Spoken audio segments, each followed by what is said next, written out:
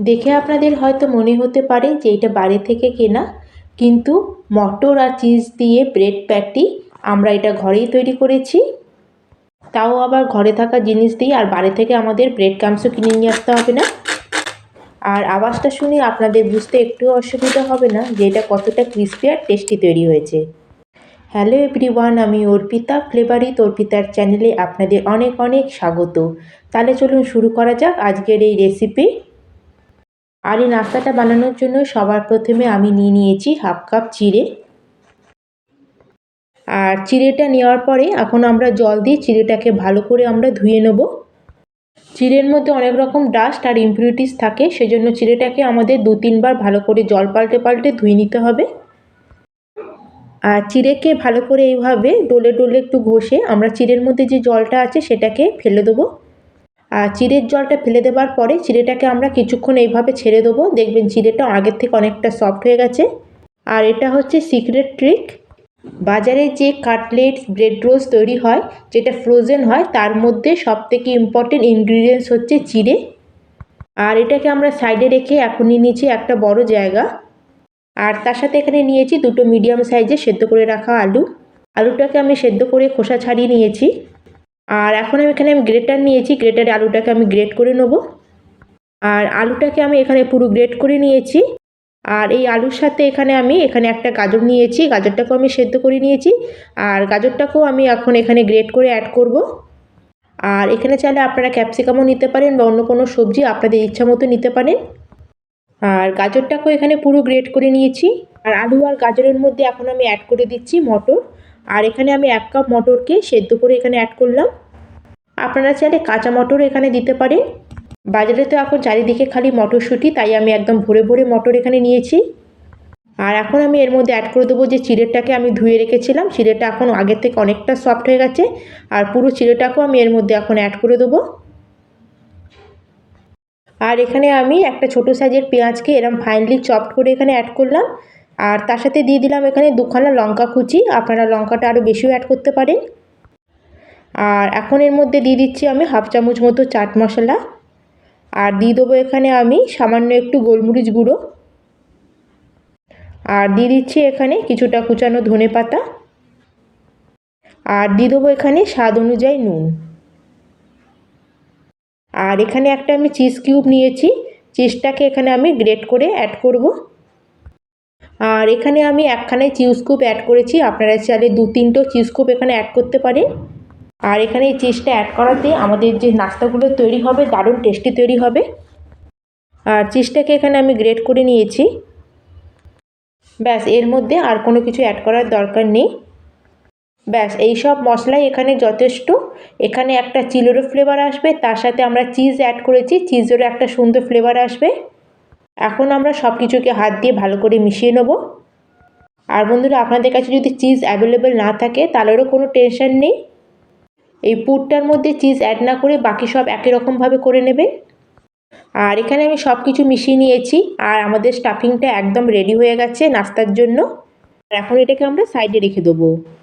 আর এবার এখানে আমি নিয়ে নিয়েছি ব্রেড। এখানে আমি বড় সাইজের ব্রেড এখানে ইউজ করেছি। আর ব্রেডের মধ্যে যে কর্নারে যে পিসটা থাকে এটাকেও আমরা এখানে ফেলে দেবো না, এটাকেও আমরা এখানে ইউজ করব। সবার প্রথমে আমাদের কি করতে হবে, ব্রেডের সাইডে যে কালো পোর্শনটা আছে সেটাকে আমাদের কেটে নিতে হবে। সেজন্য একটা ছুরির সাহায্যে আমি এই সাইডগুলো কেটে নেব।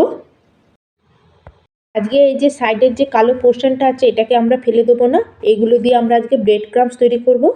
আর আজকে এই ব্রেডের যে কালো পার্টটা দিয়ে আমরা A1 কোয়ালিটির ব্রেড ক্রাম্বস এখানে তৈরি করব। আর বন্ধুরা, আপনারা এখানে পারলে একদম ফ্রেশ ব্রেড নেবার চেষ্টা করবেন। যত এখানে ব্রেডটা ফ্রেশ হবে তত আমাদের নাস্তাগুলো একদম পারফেক্ট তৈরি হবে। ব্রেডগুলো যত পুরনো হবে ব্রেডগুলো হার্ড হয়ে যাবে আর ফোল্ড করার সময় ব্রেডগুলো ফেটে যাবে। আর প্রথমে আমি এইভাবে সব ব্রেডগুলো সাইড পোর্শনগুলো কেটে রেডি করে নেব। আর এখন আমরা ব্রেড ক্রাম্বসটা রেডি করে নেব। তার জন্য আমরা কি করব, কর্নারে যে ব্রেডটা ছিল সেটাকে আর যে সাইডে কেটে রেখেছিলাম সেই টুকরোগুলোকে হাত দিয়ে এভাবে ছিঁড়ে একটু ছোটো ছোটো টুকরো করে নেব। আর এখানে একটা মিক্সিং জার নিয়েছি, জারের মধ্যে সব পিসগুলোকে দিয়ে এখন এটাকে আমরা মিক্সিতে একটু ঘুরিয়ে নেব। আর আপনাদের যদি আমি কাছ থেকে দেখাই তাহলে আপনারা বুঝতে পারবেন আমি এই যে ব্রেড ক্রাম্বসটাকে একটু মোটা মোটা করে পিষে নিয়ে এসেছি। এটাকে কিন্তু আমরা একদম ফাইন পাউডার তৈরি করব না, একটু মোটা করে আমরা পিষে নেব। আর এখন গ্যাসে একটা প্যান চাপিয়ে গ্যাসের ফ্লেমটাকে আমি একদম লোতে করে দিয়েছি। আর আমাদের যে ব্রেড ক্রাম্বসটা ছিল সেটাকে এর মধ্যে অ্যাড করে দিলাম। এখন আমাদের এই ব্রেড ক্রাম্বসকে একটু রোস্ট করে নিতে হবে, কিন্তু এটা আমরা একদম লো ফ্লেমে করব। গ্যাসের ফ্লেমটাকে আমরা এখানে একদম হাইতে করব না, নাহলে কিন্তু এটা জ্বলে যাবে। আসলে সায়েন্টিফিক লজিক হচ্ছে যত আমাদের ব্রেড ক্রাম্বসের মধ্যে জলটা কম হবে, যত হার্ড হবে আর ড্রাই হবে, ততই আমাদের ক্রিস্পি ব্রেড ক্রাম্বস রেডি হবে। আর এইভাবে 2 থেকে 3 মিনিট মতো গ্যাসের ফ্লেমটাকে লোতে করে আমি ব্রেড ক্রাম্বসটাকে রোস্ট করে নেব। আর আমাদের যে এর মধ্যে যে ময়েশ্চারটা আছে সেটা পুরো ড্রাই হয়ে যাবে। আর 2-3 মিনিট লো ফ্লেম এটাকে রোস্ট করার পরে এখানে আমাদের A1 কোয়ালিটির একদম ব্রেড ক্রাম্বস রেডি হয়ে গেল। আর কিছুক্ষণ এইভাবে ছেড়ে দিলে ঠান্ডা হওয়ার পরে এটা কতটা ক্রিস্পি হয়ে যাবে আপনারা হাত দিলেই বুঝতে পারবেন। আর এখন একটা বাটির মধ্যে আমি নিয়ে নিয়েছি 1 বাটি মতো ময়দা। আর এই 1 কাপ ময়দার মধ্যে এখন আমি এর মধ্যে অ্যাড করে দেবো 1 কাপ জল। কিন্তু জলটা এখানে আমি একবারে অ্যাড করব না, অল্প অল্প করে জল অ্যাড করব আর আমরা ময়দার সাথে এটাকে মেশাতে থাকবো। আর একসাথে বেশি জল অ্যাড করে দিলে এখানে আমাদের লাম্পস এসে যেতে পারে, সেই জন্য আমরা অল্প অল্প করেই জল অ্যাড করব আর এটাকে আমরা মিক্স করতে থাকবো। যে কাপ মেপে এখানে আমি 1 কাপ ময়দা নিয়েছিলাম সেই কাপেরই এখানে আমার 1 কাপ জল লেগেছে ময়দাটা গোলার জন্য। আর এখন সব কিছুকে ভালো করে আমরা ফেটিয়ে নেবো যাতে এর মধ্যে কোনো লাম্পস না থাকে। আর এখানে দেখুন ব্যাটারের কনসিস্টেন্সিটা কেমন আছে। আর এখন আমরা বেঁচে থাকা ব্রেডগুলোকে নেবো আর ব্রেডের উপর দিয়ে এইভাবে বেলনি দিয়ে বেলে একটা আমরা পাতলা শিটের মতো তৈরি করে নেবো। আর একদম হালকা হাতে এটাকে আমরা বেলে নেবো, যেহেতু এখানে ব্রেডটা আমাদের সফট আছে এটা বেলতে কোনো অসুবিধা হবে না। আর এই দেখুন এইভাবে আমি একটা পাতলা শিট মতো তৈরি করে নিয়েছি। এইভাবে আমাদের সব ব্রেডগুলোকে আগে রেডি করে নেবো। আর এখন আমরা নাস্তাগুলো রেডি করে নেবো, তার জন্য এখানে একটা আমি পাউরুটির শিট নিয়ে নিয়েছি। আর পাউরুটির চারিদিকে এইভাবে আমরা আঙুলে করে যে ময়দার ব্যাটারটা রেডি করে রেখেছিলাম সেটাকে লাগিয়ে দেবো। এইটা এখানে একদম ফেভিকলের মতো কাজ করবে। ময়দার ব্যাটারটা লাগানোর পরে এটাকে হালকা একটু ঘুরিয়ে আমি একটু কোনাকুনি মতো করে নেব। আমরা যে এখন যে পুরটা রেডি করেছিলাম পুরটাকে নিয়ে উপর দিকে আমরা একটা পোর্শনে রেখে দেবো। আর এখন আমরা ব্রেডের এক কর্নার থেকে উঠিয়ে আর এক কর্নারে এটাকে রেখে এটাকে একটু প্রেস করে দেবো। আর এখন আমরা সাইডগুলোকে এইভাবে হাত দিয়ে চেপে চেপে এগুলো বন্ধ করে দেবো। আর যেহেতু আমরা এখানে ময়দার ব্যাটার লাগিয়েছি এটা সুন্দরভাবে আমাদের সিল হয়ে যাবে। আর এইভাবে সাইডগুলোকে আমরা চেপে চেপে ভালো করে এটাকে সিল করে নিলে আমাদের এগুলো একটু খুলে যাবে না। আর এইভাবে আমি সব নাস্তাগুলোকে প্রথমে রেডি করে নেব। আর এইগুলো তৈরি করা খুবই ইজি। আর বন্ধুরা আজকে যদি রেসিপি আপনাদের যদি একটু ভালো লাগে অবশ্যই কিন্তু লাইক করবেন, শেয়ার করবেন। আর চ্যানেলে যদি নতুন বন্ধু হয়ে থাকেন আর প্রথমবার যদি আমার চ্যানেলে এসে থাকেন তাহলে প্লিজ চ্যানেলটিকে সাবস্ক্রাইব করে দেবেন। আর আপনাদের আজকের এই রেসিপিটা কেমন লাগলো অবশ্যই কিন্তু আমাকে কমেন্ট করে জানাবেন। মটর আর চিজের যে পুরটা আমরা রেডি করেছি সেটা আপনারা এখানে অল্প করেই দেবেন, নাহলে পাউরুটিগুলো ফোল্ড করার সময় ফেটে যেতে পারে। আর এইভাবে চিজ আর মটর দিয়ে আমি সব ব্রেডের প্যাটিগুলো আগে রেডি করে নিয়েছি।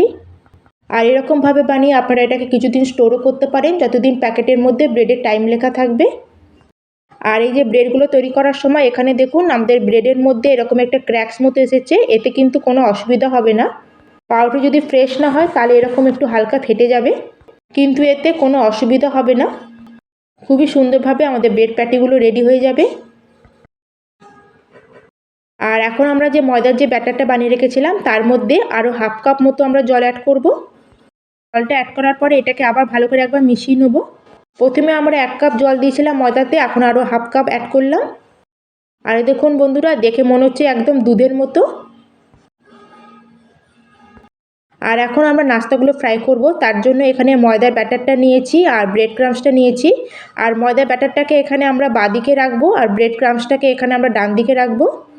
আর ব্রেড ক্রাম্বসটাকে এরকম একটা বড় জায়গার মধ্যে ঢেলে নিলে আমাদের ব্রেডগুলোকে আমাদের খুব সুন্দরভাবে আমরা কোট করতে পারবো। আর ব্রেডগুলোকে আমরা লেফট হাতে ময়দার মধ্যে ডিপ করব আর রাইট সাইড দিয়ে আমরা এগুলোকে ব্রেড ক্রাম্বসের মধ্যে কোট করব। এখন আমরা ব্রেডটাকে নেবো, প্রথমে আমরা ময়দার ব্যাটারের মধ্যে এটাকে ডিপ করব। আর ডিপ করার পরে আমরা যে রাইট সাইডে ব্রেড ক্রাম্বসটা রেখেছিলাম তার উপরে দিয়ে দেবো। আর ব্রেডের মধ্যে ব্রেড ক্রাম্বসটা আমরা খুব ভালো করে লাগিয়ে নেবো। ময়দার ব্যাটারের যে হাতটা আপনারা ব্রেড ক্রাম্বসের মধ্যে দেবেন না, নাহলে কিন্তু নাস্তাগুলো ঠিক তৈরি হবে না। আর একই রকমভাবে আমি 4-5টা নাস্তা প্রথমে রেডি করে নেব, তারপর আমরা এগুলোকে তেলে ফ্রাই করব।